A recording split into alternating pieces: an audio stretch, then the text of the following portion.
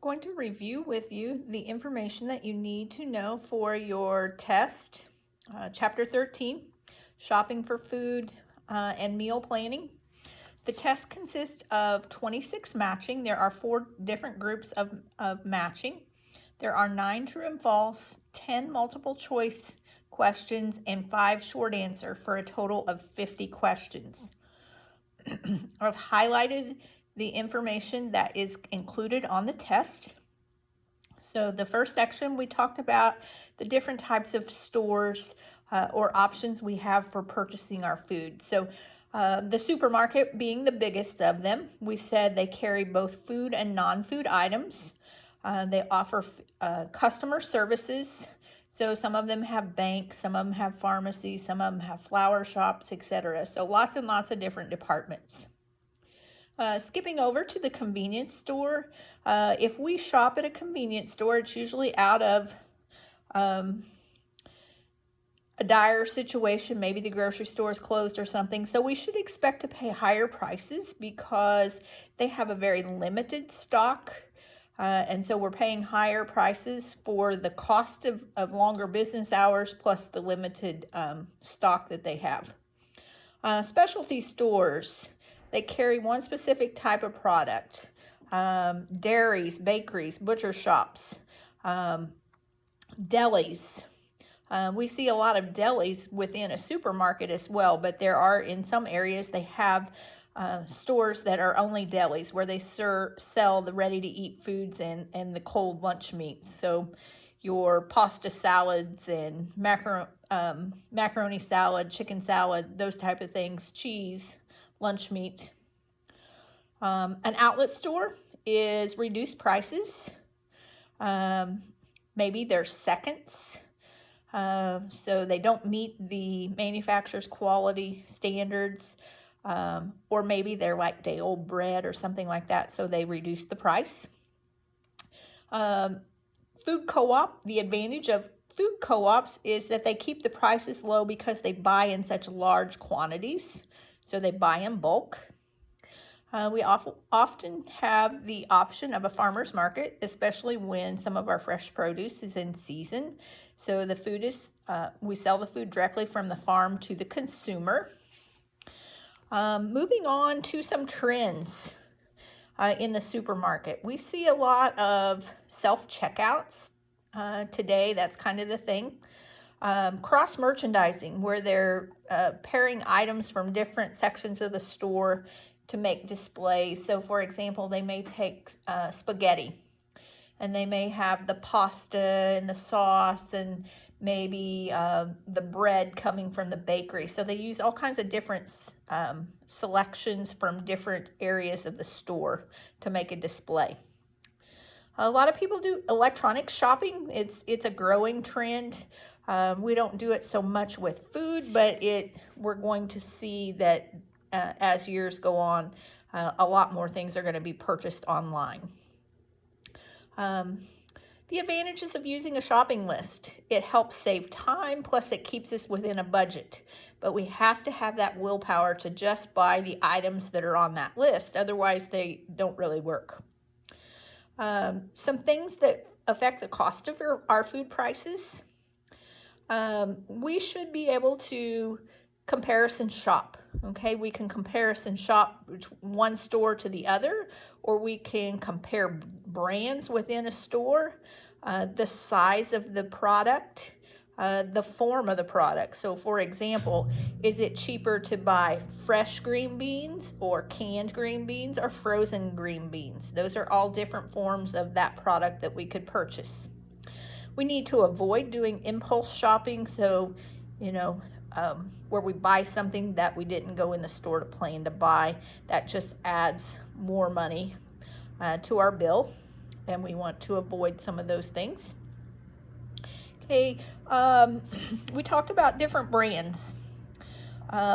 Most stores have their own store brand, or what they refer to as a house brand. So for example, Walmart Great Value is their store brand. A lot of people also like to purchase national brand, Del Monte, Libby, those type of things.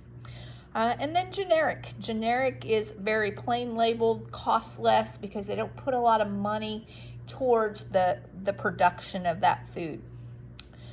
In packaging, we need to think about pre-cycling, how we're going to use those materials. Can they be reused? You know, do we take that butter container and wash it and use it for a storage container after we're finished with it? Those type of things. Unit pricing.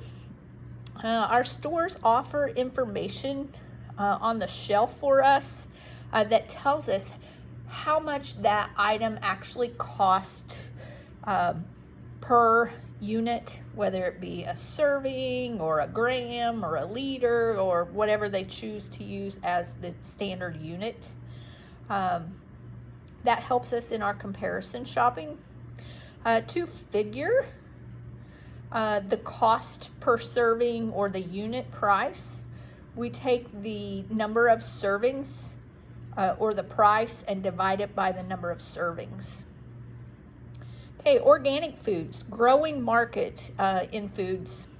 For a food to be considered organic, they have to use they cannot use synthetic fertilizers, pesticides, or growth stimulants.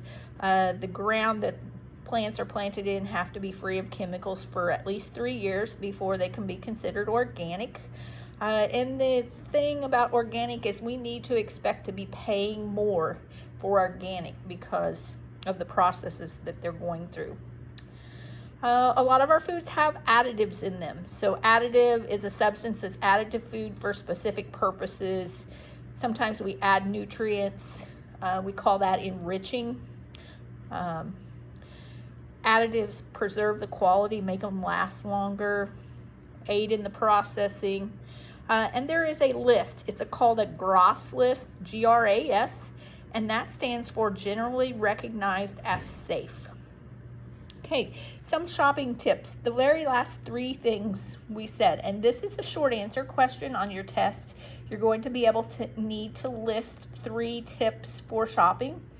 Go by yourself. Don't take your kids with you. You tend to spend more money when you have other people with you because they throw extra things in the cart. Don't go to the grocery store hungry. Always eat before you go so you don't overbuy. And shop when the store is least crowded. Okay, food labeling. Food labeling is a federal law that requires manufacturers to provide information on food labels. And for your test, this is also a short answer question, and you're going to have to be able to list 2 of those things. So they must tell us the name of the food, the volume or the weight. We have to have a way of contacting the manufacturer, so the name and address of the manufacturer, and they must list the ingredients in descending order. So when you look at that list of ingredients, the first thing that's listed is the item that there's the most of in that package. Okay, also nutrition labeling. It's also required by law to be included, and nutrition labeling is there for us for a variety of reasons. If we're on special diets or we're looking to see if we're allergic to something, we can quickly look at a nutrition label and see those things. So it's a breakdown of the food's contribution to an average diet. So serving size is calories. It tells you percentage of daily values. It gives you an idea of how many servings are in that container, etc. Okay, and then the universal product code is also very helpful in groceries shopping for us as the consumer, but also for the store themselves. They use that UPC code to keep track of their inventory, but they also use it as a quicker way to scan and be able to check things out as you're paying to speed up the process. Okay, and then we have some dates that are important. Open dating. That just means that those are the dates consumers can recognize on perishable foods. So things that spoil quickly, it'll have a date on it. Okay, a pack date is a date when the food was manufactured. Okay, pull or sell by date, the last day the store could sell the product. expiration date, that's the last day a consumer should use or eat that food. And a freshness date is often found in things like bread, donuts, the bakery products, and it tells you when it would be best, or it had at its best quality or quality peak.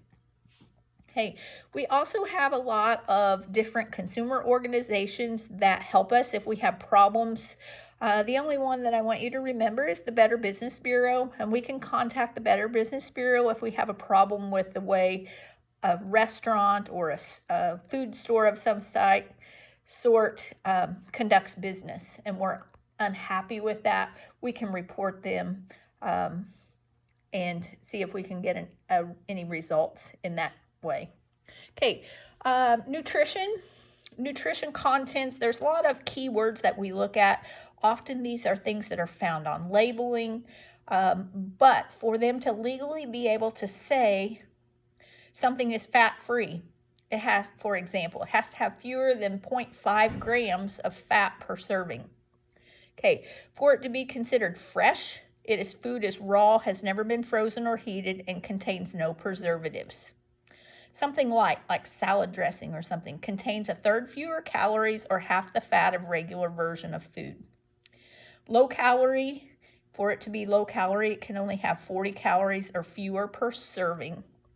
And then the last one, sugar-free. For it to be considered sugar-free, it has to have fewer than 0.5 grams of sugar per serving. So those are the items that will be included on your test. If you have any questions, please feel free to contact me. Thank you.